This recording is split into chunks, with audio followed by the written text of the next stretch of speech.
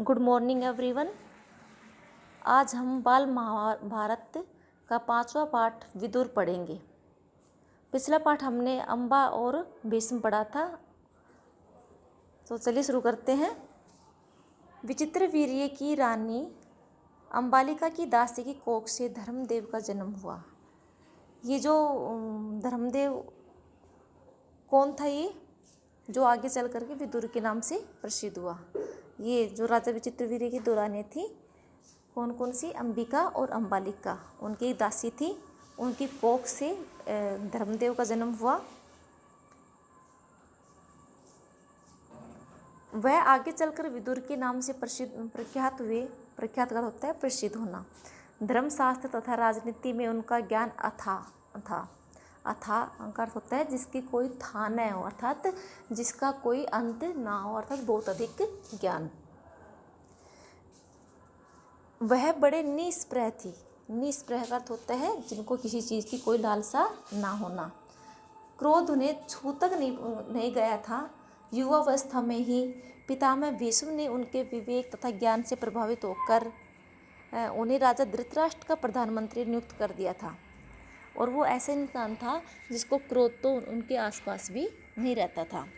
तो उसके ज्ञान को देख करके पितामह भीष्म ने उसको, जब वह युवा हुआ था, युवावस्था थी उनकी, तभी उन्होंने राजा धृतराष्ट्र का प्रधानमंत्री नियुक्त कर दिया।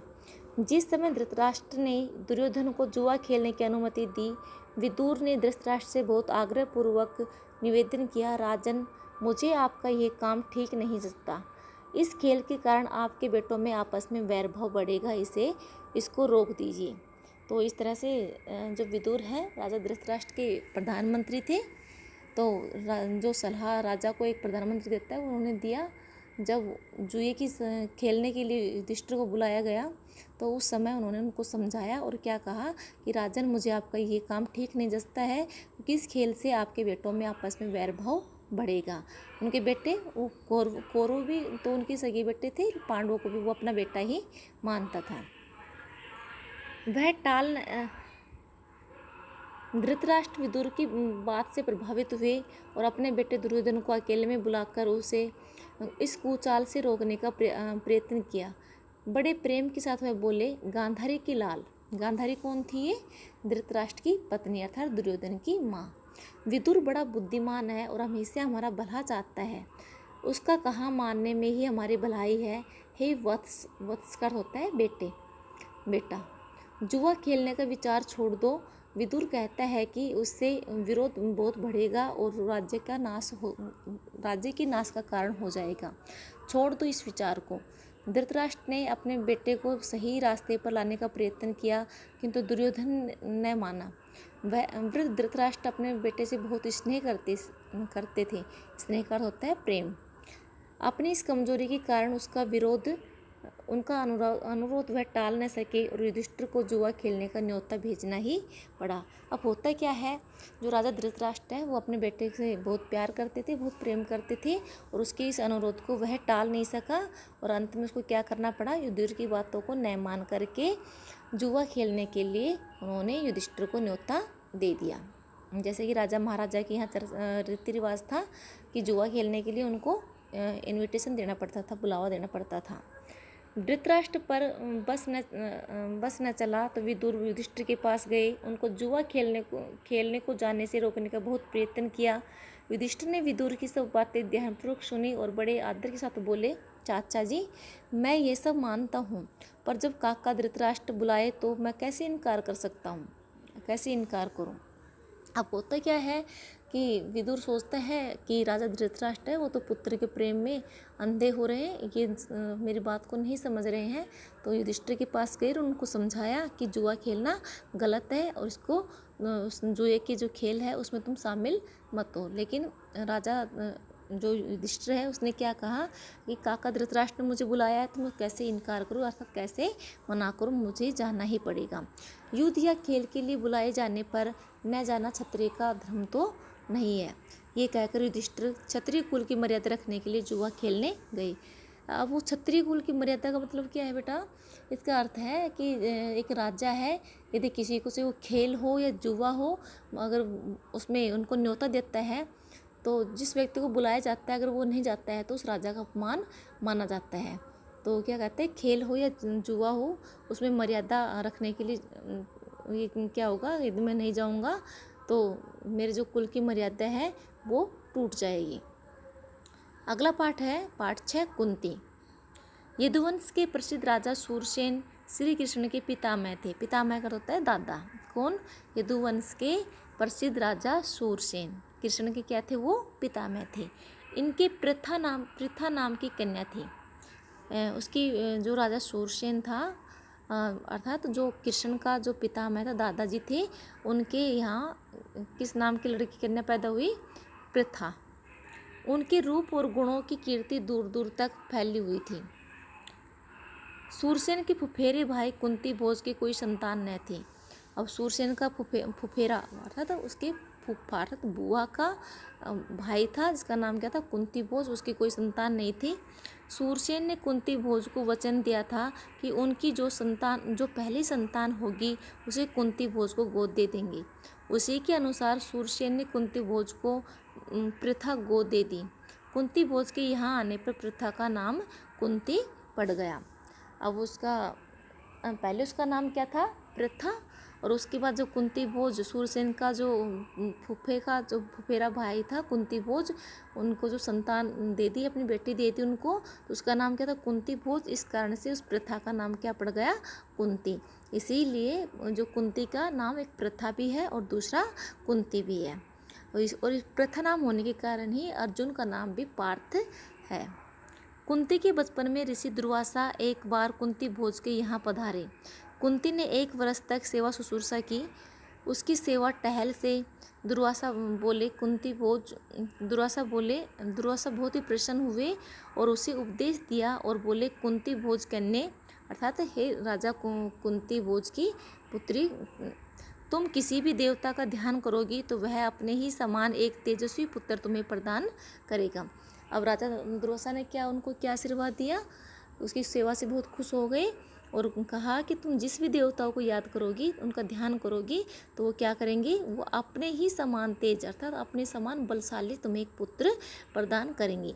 इस प्रकार सूर्य के संयोग से कुमारी कुंती ने सूर्य के समान तेजस्वी सुंदर बालक को जन्म दिया। जन्मजात कवच और कुंडलों से शोभित वही बालक आगे चलकर शस्त्रधारियों में श्रेष्ठ कर्ण के नाम से प्रविख्यात हुए। अब क्या होता है कि कुंती जो सूर्यदेव है उसका ध्यान करती है और उनको सूर्यदेव क्या करते हैं? एक बालक देते हैं और उसको जन्म से ही क्या था? उसके कवच क्या होता है कि ये जो सैनिक होते हैं, युद्ध करते हैं, तो वो अपने बचाव के लिए नहीं पहनते हैं, उसको क्या बोलते हैं? कवच। रक्षा के लिए जो वस्त्र पहनते हैं उसको कवच बोलते हैं। और उनके कानों में क्या था? कुंडल। और वही शस्त्रधारी आगे चलकर किस नाम से विख्यात हुए, किस नाम से प्रसिद्ध हुए? कर्ण के नाम से प्रसिद्ध हुए। लेकिन अब कुंती को लोक निंदा का डर हुआ। लेकिन अब क्या होता है? उनको पुत्र प्राप्त हो गया, उनका विवाह हुआ नहीं था, शादी नहीं हुई थी उसको, तो लोक निंदा था, संसार की बुराई का डर था। क्यों? क्योंकि बिना शादी हुई उसकी बेटा हो गया था, तो लोग क्या कहेंगे, समाज उन्हें क्या कहेगा, इस बात को उसे डर था। उसने बच्चे को छोड़ देना ही उचित समझा, इसलिए बच्चे को एक पेटी में बड़ी सावधानी के साथ बंद करके उसे गंगा की धारा में बहा दिया। अब उसने सोचा कि समाज के लोग मुझसे सवाल करेंगे कि ये बेटा कहाँ से आया, तो मैं उनको क्या जवाब दूंगी। तो उसने सोचा कि इसको मैं छोड़ ही देती हूँ और एक पेटी में बंद करके, इस बॉक्स में बंद करके उसको गंगा की धारा में बहा दिया। बहुत आगे जाकर अधिरथ नाम के एक सारथी की नज़र उस पर पड़ी। किस पर? उस पेटी पर। उस सारथी का नाम क्या था? अधिरथ। उसने पेटी निकाली और खोलकर देखा तो उसमें एक सुंदर बच्चा सोता हुआ मिला। अधिरथ निसंतान था। निसंतान का होता है जिसके कोई संतान ना हो। बालक को पाकर वह बड़ा प्रसन्न हुआ। सूर्यपुत्र कर्ण इस तरह एक सारथी के घर पलने लगा। अब उसको कर्ण का नाम सूर्यपुत्र क्यों था? क्योंकि वो सूर्य के वरदान से ही प्राप्त हुआ था, पैदा हुआ था, और वो अब क्या हुआ? उस अधिरथ नामक सारथी के घर पर पलने लगा, बड़ा होने लगा। इधर कुंती विवाह के योग्य हुई। राजा कुंती भोज ने उनका स्वयंवर रचा। स्वयंवर क्या होता है कि जो भी राजा होता है अर्थात बेटी का पिता होता है, वो एक सभा बुलाता है, उसमें बहुत से राजाओं को इनवाइट करता है और उनके सामने कुछ कंडीशन रखता है, जो भी उस कंडीशन को, उस शर्त को पूरी करेगा उसी के साथ क्या हो जाता है, उनका विवाह। तो उन्होंने क्या रखा, राजा कुंती भोज ने अपनी पुत्री, अपनी बेटी कुंती के विवाह के लिए स्वयंवर रचा। और जो उसके बेटे वाले सूर्य के द्वारा वरदान में मिला हुआ जो बेटा था कर्ण, उसके बारे में किसी को भी नहीं पता था। उससे विवाह करने की इच्छा से देश विदेश के अनेक राजकुमार स्वयंवर में आए। हस्तिनापुर के राजा पांडु भी स्वयंवर में शरीक होता है शामिल होना। कुंती ने उन्हें गले में वरमाला डाल दी। महाराज पांडु का कुंती से विवाह हो गया और वह कुंती सहित हस्तिनापुर लौट आए। उन दिनों राजवंश में एक से अधिक ब्याह करने की प्रथा प्रचलित थी। इस रिवाज के अनुसार पितामह भीष्म की सलाह से महाराज पांडु ने मद्रराज की कन्या माद्री से भी ब्याह कर लिया। अब महाराज जो पांडु थे, राजकुमार जो पांडु है, उसका एक विवाह तो किसके साथ हो जाता है, कुंती भोज की पुत्री कुंती से। और उस समय क्या था कि जो भी राजा होते थे, राजवंशों में ये प्रथा थी, रीति रिवाज था कि वो एक से अधिक शादी कर सकता है। तो पितामह की सलाह के अनुसार क्या होता है, जो पांडु है उसकी दूसरी शादी मद्रराज की कन्या माद्री से हो जाती है। तो इस तरह से पांडु की दो रानियां होती हैं, एक कुंती और दूसरी माद्री। एक दिन महाराजा पांडु वन में शिकार खेलने गए। वही जंगल में हिरण के रूप में एक ऋषि दंपत्ति भी विहार कर रहे थे। विहार कर होता है घूमना। पांडु ने अपने तीर से हिरण को मार गिराया। उनको ये पता नहीं था कि ये ऋषि दंपत्ति है। ऋषि ने मरते मरते पांडु को शाप दिया। शाप का होता है अभिशाप, श्राप देना। तो जो ऋषि थे और उनकी जो पत्नी है वो हिरण का रूप बना करके वहाँ घूम रहे थे। तो शिकार खेलने गए थे पांडु, और उसने क्या कर दिया, उनको तीर मार दिया, और जो मरने लगे तो उन्होंने उसको श्राप दे दिया। ऋषि के शाप से पांडु को बड़ा दुख हुआ और वह अपनी भूल से खिन्न होकर नगर को लौटे। खिन्न कर होता है दुखी होना। और पितामह भीष्म तथा विदुर को राज्य का भार सौंपकर अपनी पत्नियों के साथ वन में चले गए। वहाँ पर ब्रह्मचारी जैसा जीवन व्यतीत करने लगे। कुंती ने देखा कि महाराज को संतान लालसा तो है, लेकिन ऋषि के शापवश वह संतानोत्पत्ति नहीं कर सकते। अतः उसने विवाह से पूर्व दुर्वासा ऋषि से पाए वरदानों को पांडु से जिक्र किया। अब वो क्या देखता है कि जो ऋषि दंपत्ति है उन्होंने उसको श्राप दे दिया। तो वो बड़े दुखी हुए और उसके बाद में अपना जो सारा राजपाट है वो पितामह भीष्म को और जो धृतराष्ट्र है उसको सौंप करके जंगल में चले गए। तो कुंती ने देखा कि इनको संतान को प्राप्त करने की इच्छा है, लेकिन उस श्राप के कारण संतान नहीं हो सकती। तो उसने बताया कि इस तरह से जब मेरा विवाह नहीं हुआ था तो महर्षि दुर्वासा है, उन्होंने मुझे एक वरदान दिया था। उनके अनुरोध से कुंती और माद्री ने देवताओं के अनुग्रह से 5 पांडवों को जन्म दिया। जैसे उन्होंने तपस्या की देवता की, और उन्होंने क्या हुआ, दोनों के 5 पांडव हुए। वन में ही 5 का जन्म हुआ। वही तपस्वियों के संग वह पलने लगे। अपनी दोनों स्त्री तथा बेटों के साथ महाराज पांडु कई वर्ष से वन में रहे। अब क्या होता है, उनको 5 बेटे हो जाते हैं, 5 पांडव हो जाते हैं। इस तरह से अपने बेटों और अपनी दोनों पत्नियों के साथ महाराज पांडु है कई साल तक वन में रहते हैं। वसंत ऋतु थी। सारा वन आनंद में डूबा हुआ सा प्रतीत हो रहा था।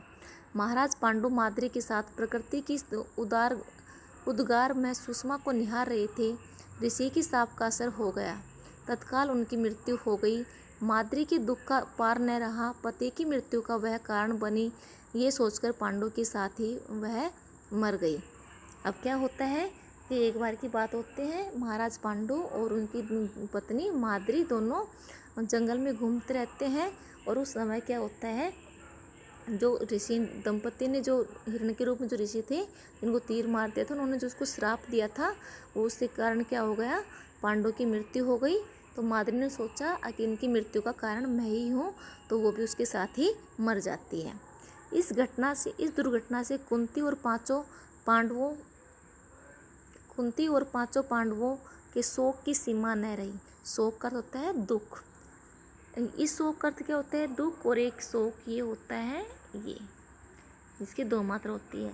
इसका अर्थ होता है किसी चीज़ को का मतलब चाऊ होना, शोक होना। पर वन के ऋषि ऋषि मुनियों ने बहुत समझा बुझाकर उनको शांत किया और उसने हस्तिनापुर ले जाकर पितामह भीष्म को सुपुर्द कर दिया। युधिष्ठिर की उम्र उस समय 16 वर्ष की थी कि जब उनके पिता की मृत्यु हुई और जब और ऋषि मुनि उनको लेकर के हस्तिनापुर गए, उस समय युधिष्ठिर की उम्र कितनी थी? 16 साल थी। हस्तिनापुर के लोगों ने जब ऋषियों से सुना कि वन में पांडु की मृत्यु हो गई है तो उनकी शोक की सीमा न रही।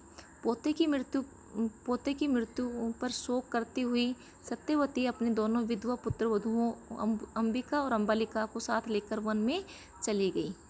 तीनों वृद्धाएं कुछ दिन तपस्या करती रही और बाद में स्वर्ग सिधार गई। अब क्या होता है कि अपने पोते की, जो सत्यवती का तो पोता था ना, वो कौन, महाराज पांडु, उनकी इस सुनकर के वो बहुत दुखी हो गई और उन्होंने अपने दोनों विधवा पुत्र वधुओं, अब उनकी जो पुत्र वधु कौन थी? दोनों अंबिका और अंबालिका, जो कि विचित्रवीर्य की पत्नी थी, अर्थात धृतराष्ट्र और पांडु की माताएं थी। उनको लेकर के वो जंगल में चली गई और उन्होंने कुछ दिन तपस्या की और उसके बाद उन दोनों का भी निधन हो जाता है, मृत्यु हो जाती है।